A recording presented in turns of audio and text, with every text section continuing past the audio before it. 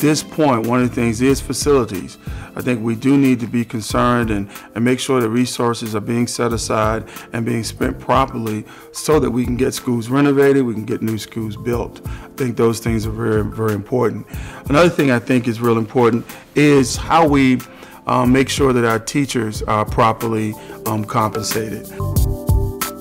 The other thing is professional development. I believe that one of the ways I believe we could set a precedent as a school system here is that the way we would draw in teachers would be that we care about professional development, that resources are going into helping teachers get licensed. And finally, I would have to say leadership development with our principals and all of our administrators, that again, that they have resources that we are assisting them in expanding their education, expanding their certifications, so that we can have people with excellence working as our principals. The other thing is, I just think we need to demonstrate as a leadership that we can work together. You know, I think it's been a travesty that the children have had to see so much infighting, and yet we're constantly, I'm sure, trying to provoke young people to work together, to get along and things of that sort. We also need a citywide vision. I mean, I think that's part of the thing now that I'm excited about. When you get a new mayor, a new city council, and a new school board, it's a new day. We have a new opportunity to come up with one collective vision that we all have for the schools, and I think we're there. I was in a meeting a few days ago and actually heard the mayor make a statement to that effect, that one thing we can all say, school board, city council, mayor, administrator, all of us say we care about the kids. So why can't we come together and have a collective vision for the schools that we're all going to work for versus the infighting? One of the things with my life, again, being a servant, but I've also worked a lot with collaborating, with connecting people and resources from diverse backgrounds, diverse opinions. That's something I've been doing all my life. I've been knowing Don Coleman for, say, about 20 years. Me and Don have been good friends. He's always have a heart for the people in the community. He's always involved. He's a go-getter, and I think he would be an excellent choice for the school board because he's fought for the good of the city. He always is involved in making sure that people stay on the right path, so to speak, for the good of the citizens and the children. And actually, I'm the president of the Fulton Hill Civic Association. This is my second term with them.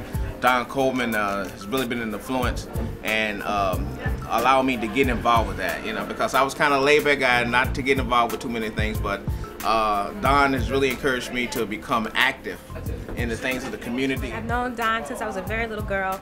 I've gone through public education, through high school. I went to University of Richmond and I completed my education there, but I've also been able to work with technical education. I know that one thing that Don is excited about is young people. He's all about investing in young people and helping them become the greatest them that they can be. He's a father, and not just to his own children, but to lots of children in the community. So. I appreciate what you do. I appreciate how you help our children, our youth. They know you very well. And when they see you, they're happy because they know what you place into their lives. Wow. Specifically, in my role as a school board member, I will be doing everything I can to help model a leadership that works together.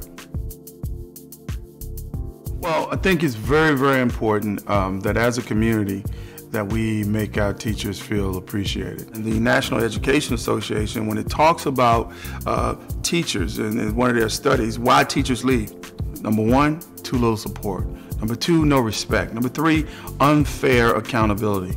And so one of the things we want to do is what we're going to call teacher appreciation teams. These teams will be made up of school board members and also community members. And of course, when I say community members, I'm specifically talking about parents and the business community to really come together and come up with plans and strategies to make sure that our teachers feel appreciated.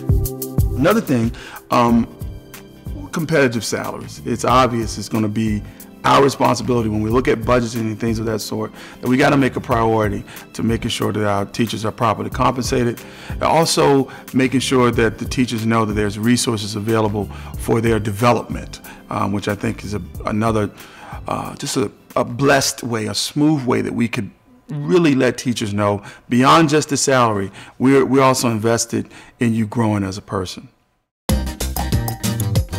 Personally, as a parent, one of the things I have discovered is the reality of when you do have options, it creates an atmosphere for you to be even more involved. We met with a parent, just moved to Richmond from New York, and she discovered that she had an option of her child either going to Chimborazo or Bellevue.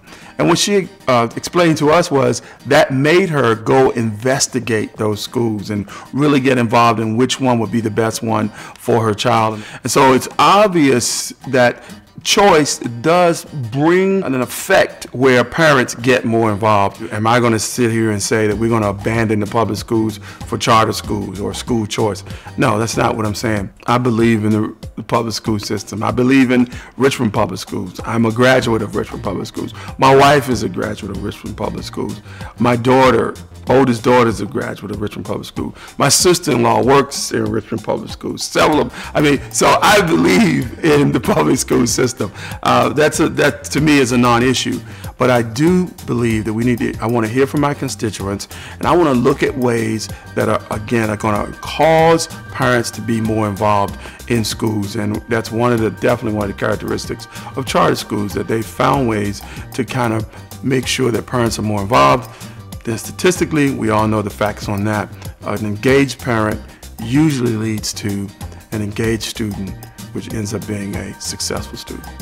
But I also believe that we've got to do a better job of making sure that the community sees the school as a community asset, that's really what they are. And that's another thing I'm hoping as a school board member that I can kind of be an initiator of is that's thinking of creative ways to help the entire public see that the schools are a community asset. I'm Katie Widmer, and I live here on Broad Street, and I am very concerned about our schools because I have two little granddaughters who live on East 36th, and I'm hoping that Chimborazo is going to become a model school with Don Coleman in charge. I'm Kim Chen, and I also live here on Broad Street, and I've known Donald for a long time. That's right. And my husband and I have put a 15-year-old through the Richmond Public School System. And he's now at Richmond Community High School, and I would love to see it get the same attention that our governor's schools get. What I'd like to see happen really is more education and less discipline. Wow. If we could do something to keep the kids occupied, so that they could channel that energy. There you go. Then if they channel the energy, then maybe we can get some education in. We have teachers going to sleep. We got security slamming the chair into the floor, and nothing gets done. You see me out here right now. This is how I plan. This is how I plan to operate as a school board member, to be available to the parents, just like y'all are saying. Why y'all don't know who to talk to? You're supposed to be talking to the school board member. Furthermore, we need to restore the public's confidence in RPS, and the way we're going to do that is by hearing the concerns of the teachers, the parents, and other stakeholders in the community. Another strength of my character is listening and being available. That's the other thing that I'm really passionate about is being accessible to the community. You know, my phone number, my address, my cell phone number, all those things are going to be public information, because I believe it's so important that a school board member, especially on the district level, be able to be engaged by the citizens.